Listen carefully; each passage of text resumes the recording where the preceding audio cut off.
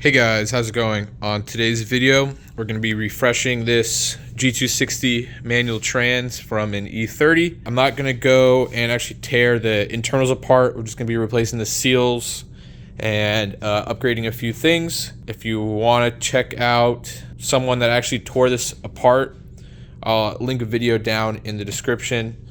He's got a pretty good video on it. But let's go over some parts first. So let's start with this. We have some Cure-All T2, which we use to seal the splines, I believe on both sides. Most people use the K2, but that's getting harder to find. We have a new Sachs throwout bearing. This is the seal for the selector rod right there. We have the main seal for the front, and then the main seal in the back there. We have a brass pivot pin. This is a detent gasket right here. On some early models, even though this is a late model trans, they just use a gasket around, which leaks, but then you can upgrade to this late model one, which just has a O-ring around.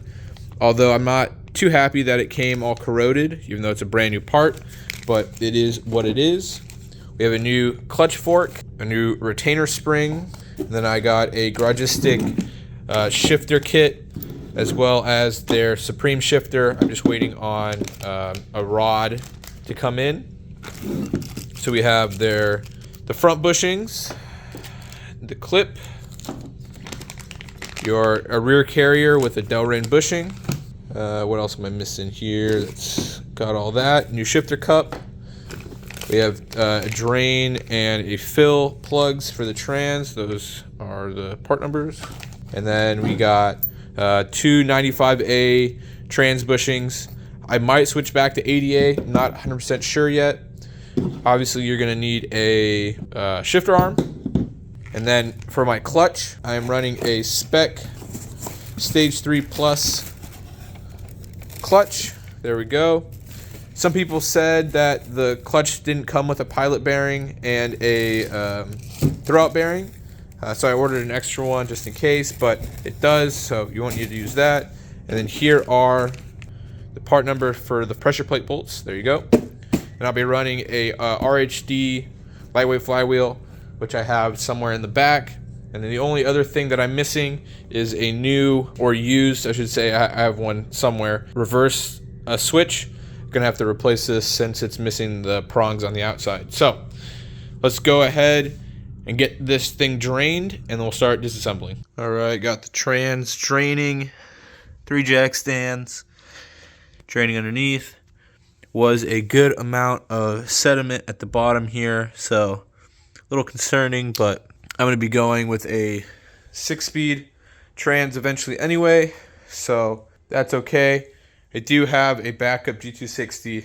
Gonna go grab a little bit of extra fluid and just wash it around so it drains out, and then we'll go ahead and take the front main off, and then we'll move to the rear. All right, now that it's flushed out, I went ahead and put a new plug in for the fill, and I put the old plug in for the drain since it was magnetic. So I cleaned out everything nice and clean, put it back. I'm gonna go ahead and once I put it back in the car, I'll probably do a cycle of trans fluid, make sure it's all nice and fresh. And then I'll go ahead and swap it for this one, which isn't magnetic, or I'll go ahead and order a new one. But I want to make sure that fresh fluid gets all the way through the trans, drain it so I can get all the mixed fluid out, and then we'll be topped off nice and fresh. So let's go ahead and start taking apart everything in here. This is a consumable technically, and you can buy them new. They're like 230 bucks. So I was gonna wait to take this apart and see how it compares with that one. If I need one instead of buying one, unless it's super worn, then there's nothing you could do but buy a new one. So I'm gonna go get some light in here, and we'll get it taken apart. Throwout bearing just pulls right out. Go ahead and get the spring out. Just you press on the inside. Top,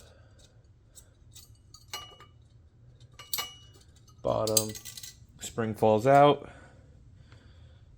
Then you can go ahead and get this out. And then go ahead and take the back of a Phillips screwdriver and you'll just mash that out from the back. Or it's so loose that it just pops right out. Don't even need to do anything. Now we're gonna go ahead and get all the 10s out. We got 4 in the center and 2, 4, 6 around the edges. You can't mix them up as the outside ones are way longer than the inside ones. All right, so go ahead and take the screws from the outside, the long ones, and put them on the inside and just very gently tighten them in, and it'll start to pull away from the backing. There we go, just like that. And now that it's all out, go ahead and wipe down the mating surface in here and make sure everything's nice and clean here. And then we can go ahead and push the seal out and press the new one in. All right, with the new bushing pressed in, I'm gonna go ahead and put some Securel K2 around the outside here, and then we'll go ahead and bolt that in. We're also gonna be using green thread locker for the inside bolts and the outside bolts. And then I'm also gonna put some K2 around here after I clean this up real quick. So go ahead, get that all done, install it back on the front of the trans. All right, got everything back in for the front flange. Just went through and they're 10, so you can't torque them too much. So I just did them till they're really nice and snug. You're probably looking at like 12 to 15 foot-pounds at max. So those are all nice and tight. Obviously, check the Bentley manual if you're unsure. I didn't look it up, and I probably will look it up later and just add it to the video, but go ahead and you can see the Securel K2 just squeezing out just on the outside, which is good, and then the green thread locker on each one of the bolts. So now that that's done, let's go ahead and push the new pivot bearing in. The trick with these is you'll put a 10mm socket on the end and then push it through. You want to make sure it's nice and clean in here. And if you have any problems pushing it in, go pop this thing in the freezer for a little bit, and then it should slide right in. With the bushing pressed in, we can go ahead and put clutch fork on. And we'll go ahead and pop the retaining spring in from the top and the bottom. And then we can take our throwout bearing and we can slide it on here. Some people say you need to lubricate them. Since it is metal on metal contact. Some people say you're supposed to lubricate the backs and the shaft here. So do what you want. I'm not going to recommend anything. Now that this is all finished up, let's go ahead to the back of the trans and get that all refreshed. Now that the front is done, let's go ahead and take this apart. And then as you can see, this is the older style one, and it's missing the gasket. Make sure you don't lose any of those springs or the balls that are actually underneath them. Go ahead, just quickly clean the surface. Now they're only 10s, so you can't torque them that much. So I'm just gonna do the first setting on my impact. Check them with a ratchet. Make sure they're just nice and snug. Let's go ahead and move on to the back. All right, let's start with the clip right here. Go ahead and pop that out and up. There's a ridge on the inside. You come up and over. Then we'll get the selector joint off. You can spin this around until you find the edge of the clip. And then just go ahead and take a screwdriver and just get in there. And then go ahead and grab yourself a pick. The other edge, just bring it over there. And then the pin should just fall right out. Or you can push it out the bottom. There we go. There we go, that was a pain to get out. Go ahead and clean that surface up. And we'll pop a new one in. Go ahead and get yourself a deep 15. Carefully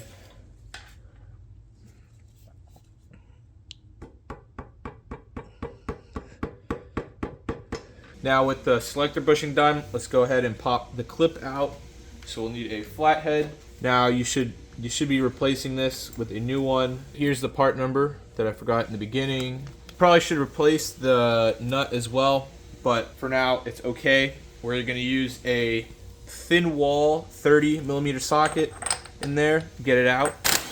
Go ahead and see if this will come off by hand, or if we're gonna have to use a puller, which we most likely will have to use. You really want to use a 3 jaw, but I only have a 2, so we'll make this work.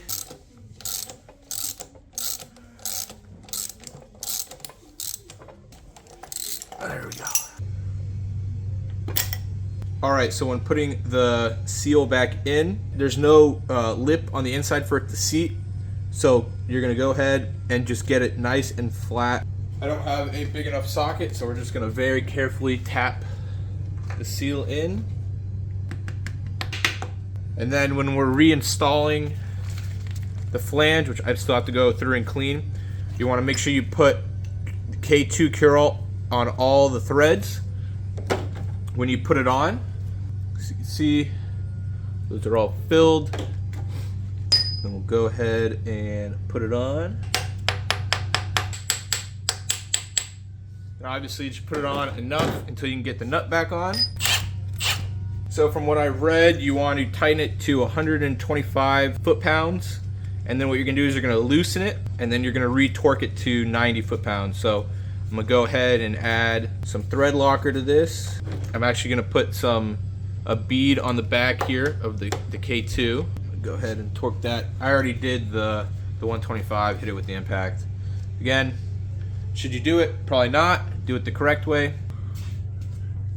Just gonna go ahead and seat it with impact. Thought that was gonna work, but should be good. Don't forget to add the retaining clip.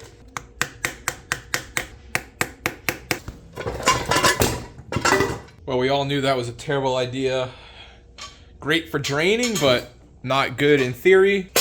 But it's all good, got it back on. Big thanks to Fab Tech in Chatsworth. Always takes good care of me. Now that that is fixed, where were we? Finished with the front, everything in the front main. Finished the rear main. Let's go ahead, put the selector joint, and finish up with the shifter arm. All right, now that the trans is all resealed, let's get to the shifter arm. Pretty simple. If you haven't removed the bushing yet, all you have to do is, if it's really worn, you're just able to push it right out. If not, just cut off one edge and it'll slide right through. And then all you have to do is slide the new bushings right in. Go ahead and just grab a rubber mallet and mash them the rest of the way in. Now that the bushings are in, let's go ahead and put the carrier bushing in. If you're using like an OEM carrier and you're replacing the OEM bushing, you'll be able to slip it over the edge here. But if you're replacing with Delrin, there's no way that this is gonna give enough room to get over the ridge right here. So what I typically do is I just grind them down until they're just nice and flat, and then stick it in. Once it's in, and it's seated in the car, it won't travel back and forth where you're gonna have worries that it's gonna pop itself out. Obviously, that's why they have it. They have the lip there so it doesn't pop itself out. But if everything's fresh and new, there's no reason that your motor and trans are going like this in the car and you'll have any worry that it'll pop itself out. So I'm gonna go ahead, grind this down, and go ahead and slip this on. Go ahead and install the shifter cup and the shifter. First, we're gonna put the shifter in the cup. So just pop it in like that. And then these grooves on either side are gonna go right there. So go ahead and pop it in, push it down until it clicks. All right, let's get the selector joint installed. So make sure this is all clean right here. And then I have the new Garagistic billet selector joint. And I also have the DSR already attached. I have the spring just barely around the lip. And I'm just gonna set the pin in there. And you're gonna press forward until it wants to drop into place. It is supposed to be tough to move, so press and wiggle until it's in. Might have to give it a few, one tap right there. And then all we'll do is just bring the retaining clip back until it's seated. There we go. And that is where most of your slop comes from. Now that we got that done, we will go ahead and get this shifter arm pushed in. It's gonna be tight, which is good. And then we'll go ahead and get that final clip and we'll send it through. Just like that. Now you shouldn't have any movement anywhere in this. Go ahead and get the arm installed. Your bushing on. And just like that. That completes refreshing your G260 trans. I know this video was a little bit all over the place. I just want to say thank you guys for watching. Appreciate all of the support lately. And the next video, we will be diving into the wiring on the E30. Kind of been putting it off just because it's a lot of work, but it'll be worth it. So once again, thank you guys for watching. If you have any comments, put them down below. Don't forget to like and subscribe. If you don't follow me on Instagram, at the Mass Driver right here. If you guys need any BMW parts, hit up my parts page at Rage It Parts. Thank you very much. Have a great day.